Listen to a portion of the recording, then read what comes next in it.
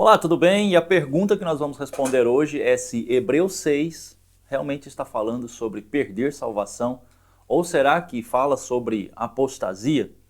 É sobre isso que nós vamos falar neste vídeo.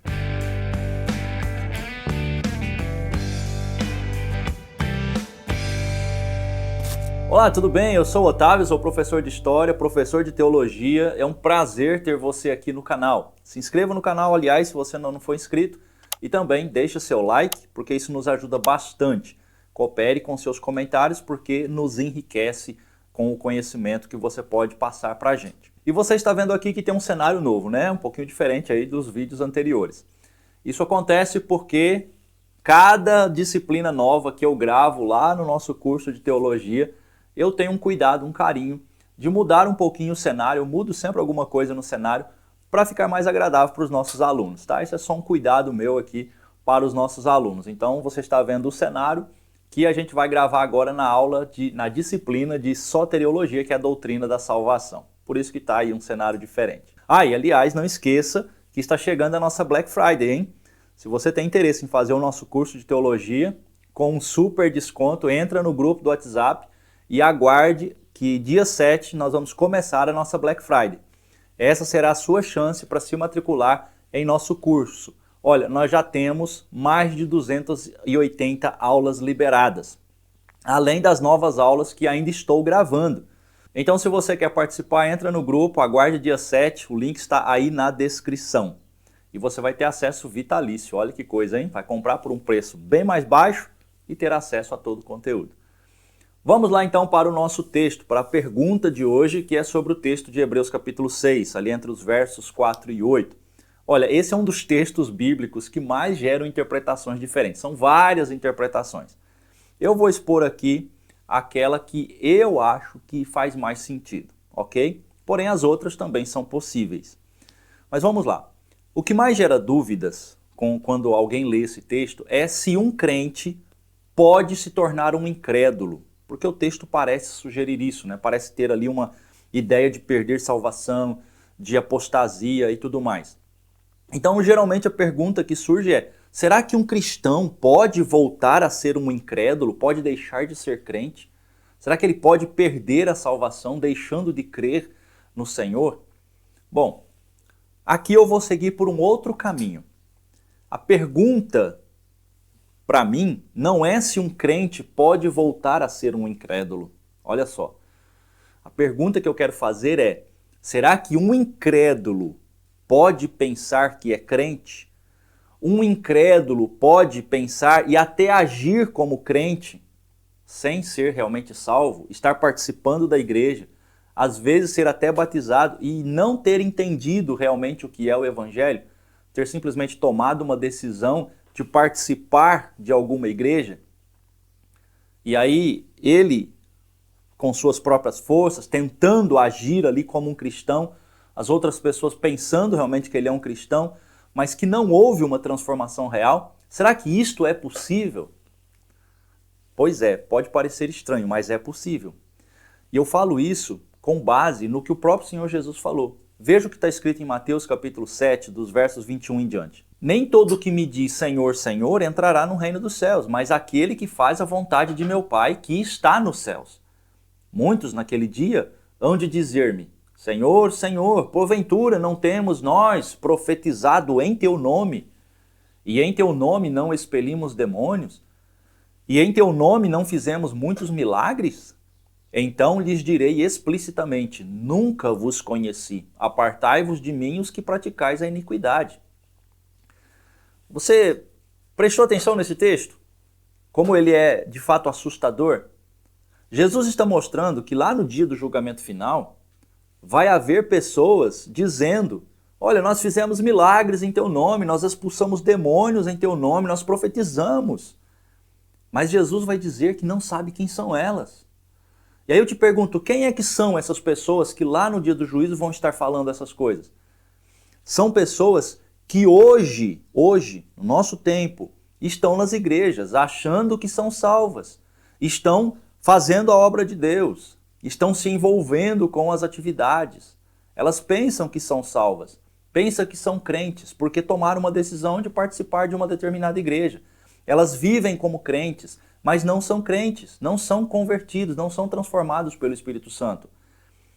Não tiveram o poder transformador do Espírito Santo. Meu querido, a salvação é um poder transformador que vem do céu, que vem do Espírito Santo e nos renova. Então veja, Jesus está dizendo que essas pessoas estavam fazendo coisas grandiosas em nome do Senhor Jesus, expelindo demônios, fazendo milagres, profetizando. Percebeu que são coisas grandiosas, são coisas que se você visse alguém fazendo isso, você jamais suspeitaria que essa pessoa não é uma convertida, não é uma pessoa salva, porque ela está fazendo sinais em nome de Jesus. E aí eu quero que você entenda que na forma como eu vejo, são pessoas desse tipo, dessa categoria, que Hebreus capítulo 6 está se referindo. São pessoas que estão na igreja, parecem crentes, mas não são realmente transformadas. São essas pessoas que foram iluminadas, provaram o dom celestial. Por quê? Porque entenderam o que é o poder de Deus, foi entendido racionalmente, foram participantes do Espírito Santo. Por quê? Porque estavam no meio, estavam expulsando demônios em nome de Jesus, fazendo milagres em nome de Jesus. Porém, o Senhor Jesus está dizendo que nunca conheceu essas pessoas.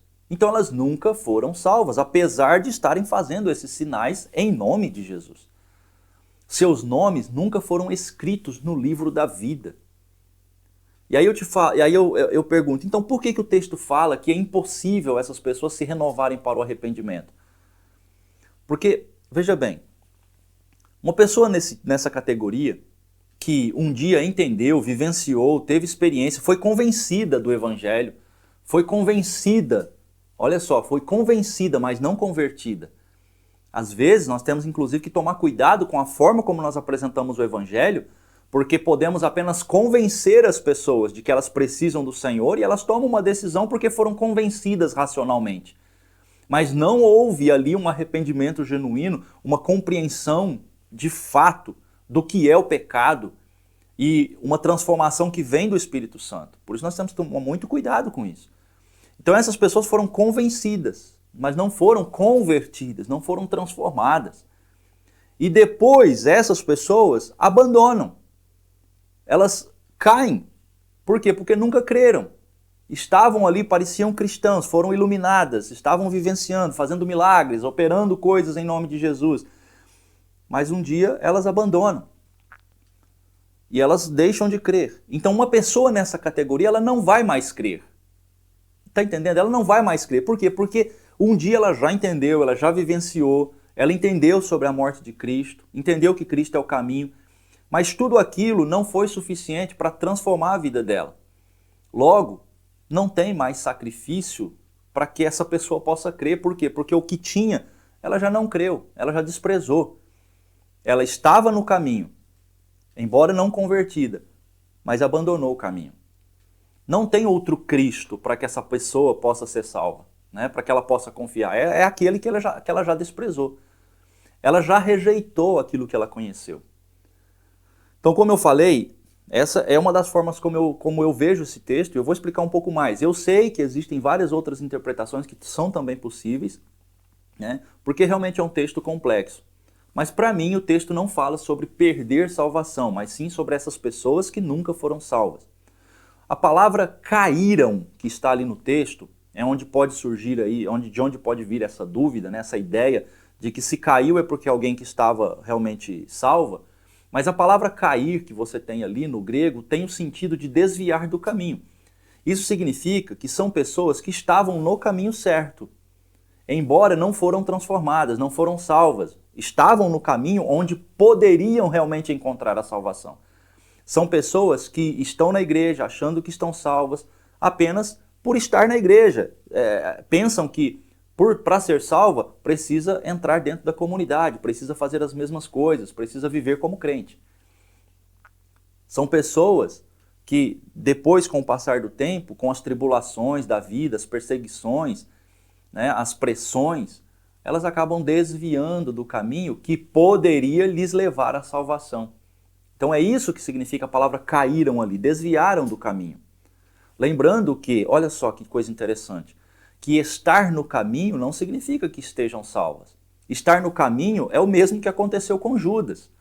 E com tantos outros discípulos que andaram com Jesus, ouviram seus ensinos, estavam junto com ele, mas depois deixaram o caminho. Você tem isso nos textos de pessoas que abandonaram o Senhor Jesus, estavam seguindo ele, mas que depois deixaram. Lembra quando Jesus fala, vocês também vão querer me abandonar? Por quê? Porque vários discípulos, vários daqueles que estavam seguindo Jesus, deixaram de seguir Jesus. Mas os seus discípulos, aqueles que eram fiéis, aqueles que realmente entenderam quem era Jesus, permaneceram fiéis, inclusive até a morte. Ou seja, esses são os salvos. São aqueles que permanecem, são aqueles que realmente creram, são aqueles que realmente foram transformados pela palavra do Senhor. Se você for para a parábola do semeador, você vai ver que ali está tratando da mesma ideia. São pessoas que tiveram contato com o evangelho, que a semente foi lançada, que a semente em algum momento germinou, mas não deu fruto. Por que não deu fruto? Porque realmente nunca foram transformados. Se você for para a parábola do joio, você tem o mesmo exemplo. O joio parece trigo, mas não é trigo, é joio. Parece crente, mas não foi transformado, não creu de verdade. E quando você vai para Hebreus, dos versos 7 e 8, você vê que o texto ali está falando, dando aquele exemplo da terra, e você tem mais ou menos a mesma ideia ali. Por quê? Porque a terra que produz o bom fruto, ela é aceita por Deus. Por quê? Porque produziu bom fruto. Mas a terra que produz espinho, ela é rejeitada. E aí eu te pergunto, quem é que pode produzir fruto? Apenas quem realmente foi salvo. Apenas quem recebeu a palavra, creu e continua crendo pela eternidade. O verdadeiro salvo nunca deixará de crer. Por quê? Porque a obra que foi realizada nele é obra do Espírito Santo. O poder de Deus é quem sustenta o cristão. Nós somos transformados pelo poder do Espírito Santo. Portanto, quem abandona a fé, quem desvia do caminho, são apenas aqueles que pensaram crer, pensaram estar salvo, mas nunca tiveram um encontro pessoal com Jesus. Na minha opinião, quem conheceu Jesus e foi transformado pelo Espírito Santo não abandona jamais. Como Paulo fala lá em 2 Coríntios 5,17, quem está em Cristo é nova criatura. Ou seja, foi feita uma nova criação. Essa criação foi feita por Deus, pelo Espírito Santo. E se foi feita uma nova criatura, não pode voltar a ser velha criatura. Não dá para desfazer aquilo que o Senhor transformou, aquilo que o Senhor fez. Se você já entregou sua vida a Cristo, teve de fato esse encontro pessoal com Jesus e lá no seu íntimo você continua crendo e você não passa na sua mente nem sequer abandonar o Senhor Jesus, você não tem prazer no pecado, então é porque você foi transformado, é porque você realmente está salvo. E nada poderá arrebatar você das mãos do Senhor. Não é o que Jesus falou, que aqueles que o Pai lhe dá é dele e ninguém poderá arrebatar da sua mão? Pois é isso que eu quero que você entenda. Uma vez que nós estamos realmente seguros nas mãos de Cristo, ninguém pode nos tirar de lá. Tá? Então é assim que eu vejo Hebreus capítulo 6. Não está falando sobre perder salvação. Está falando sobre pessoas que estavam na igreja, pessoas que pareciam ser salvas, pessoas que pensavam ser salvas, mas que abandonaram, que caíram. Por quê? Porque desviaram do caminho que poderia lhes conduzir à salvação.